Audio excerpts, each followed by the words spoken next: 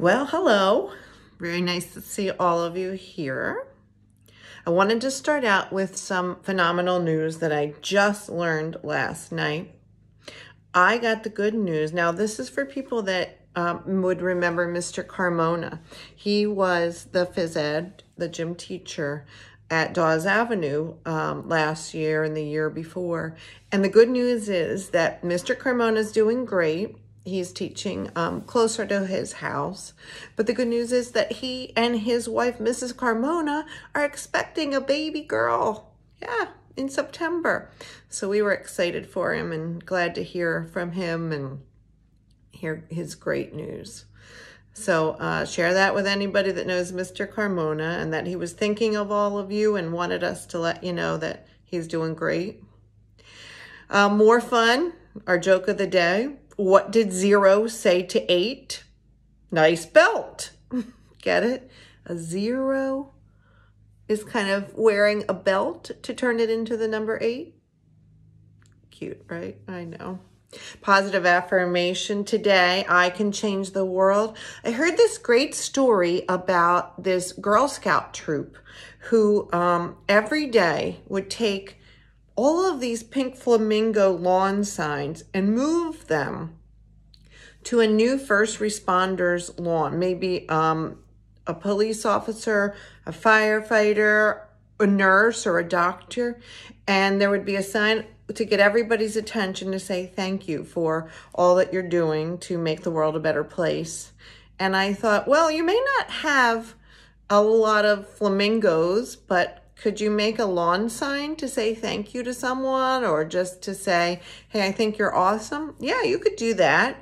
Or what about just writing a note to maybe someone on your street and you and your family can go drop that note in their mailbox just to tell them you're thinking of them. Maybe draw a sunshine or a rainbow and just to say something nice to them. It's a great way to spread kindness. Also, boys and girls, another way to be positive is with your I statements. So I've been focusing on them with you all week. And I thought, let's pull our I statement in. And yesterday, I really needed my dog Chase to understand English because I really need to give him an I statement. Yesterday, there was a baby bird who was just learning to fly in our backyard and wasn't quite ready to fly yet.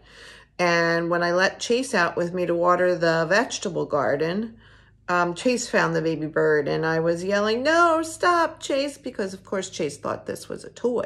No, I was able to save the baby bird, get Chase inside. But all I wanted to say was, Chase, I feel worried when you are chasing that baby bird. So I want you to leave him alone. Thanks. I tried to say it to Chase, if only he understood. But you know, your cousins and your siblings do understand. And when you communicate your feelings like that in a positive way, it really helps to keep things calm. All right, I'm going to take a golden ribbon. Shoulder roll it. Do a birthday shout out to JJ in Mr. Woolley's class. Happy birthday, JJ. And bring up our word of the day, daydreams. Yeah, you may have heard it before. Do you really know what daydreams are? Maybe you'll be able to figure it out from our story today. So last time we were together, laughing was a big word. Yeah, because after Mrs. Krupnick went in and found Sam with a crazy haircut, he'd snipped off all his curls. She wanted to cry, maybe. She wanted to be angry, but instead she's like, let's laugh about it. And Sam didn't want to, so he gave it a shot. Mom and Sam started making themselves laugh. And then it became real. And Anastasia and the dad heard what was going on. They came in. And instead of being upset, they laughed about it for quite a long time. Which brings us to a family dinner, where the little picture to start our new chapter was that little bowl of spinach. Spinach, family time, looks like dinner time. So let's see what this spinach has to do with Sam.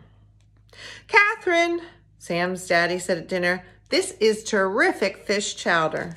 Thanks, said Sam's mother. It is good, isn't it? It's fattening, though. It has so much heavy cream in it. Sam looked up from his chowder. He liked it because he could mash up his crackers in it, and that was fun. But he wasn't thinking about chowder.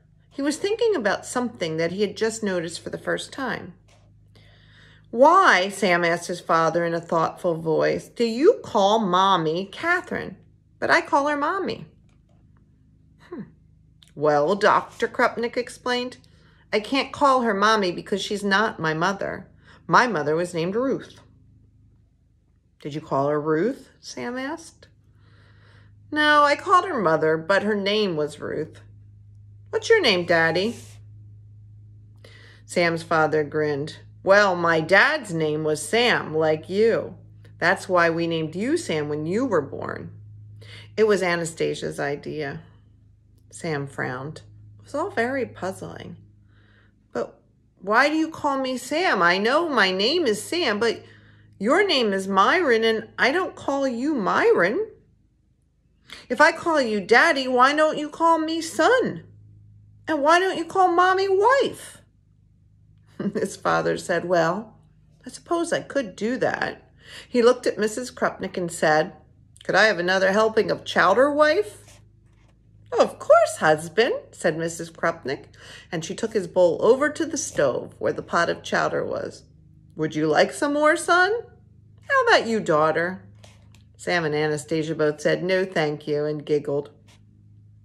It was all very confusing, Sam thought as he finished his dinner. Anyway, what he really wished he hadn't told him was that they would call him He-Man. He-Man? That's a superhero's name. Well, Sam had daydreams about being bigger. Daydreams? Oh, yeah. That's our standout word today. Daydreams, that place where you're not really sleeping, but you're not really focused into the real world. You're kind of in your mind while you're awake. Well, Sam's daydreaming about being bigger. Not only bigger, but stronger and more powerful. He wanted to be someone who could catch criminals and beat up bad guys, fly airplanes, shoot rockets, and end up being He-Man of the whole world. Well, all the guys at Sam's nursery school wanted the same thing. Their favorite games had to do with blasting and zooming and bashing. They were so noisy that sometimes Mrs. Bennet was always saying, time out, guys. And then they would listen to her read a story about Madeline or Curious George. Sam loved listening to stories, and sometimes he liked to play the quiet games. He liked playing house with Leah and Rosie and Skipper when they would cook pretend dinners on the little stove and serve dinners to their stuffed animals that they propped up in chairs. But sometimes while playing house, Sam would have the urge to race around and pretend that the dinner in the plastic dish was really a bomb, and he would bomb the animals instead of feeding them nicely. Then Rosie would always start to cry, and Mrs. Bennet would say, time out, Sam. Time out meant that he had to sit quietly in the big green chair. Sometimes Sam had time out several times every morning.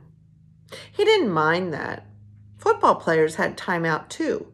He saw it on TV when his daddy watched the Patriots. Why do they have timeouts? Sam asked his dad. Were they bad? No, they just need time to take a rest and think a bit, his daddy explained. So that's what Sam did too. At school, when Mrs. Bennet said time out, and Sam had to sit in the green chair. He rested and he thought. Mostly he thought about being a He-Man. So, are you making some predictions about what's going to happen next? Spinach, He-Man, wants to get bigger, superheroes. See you next time.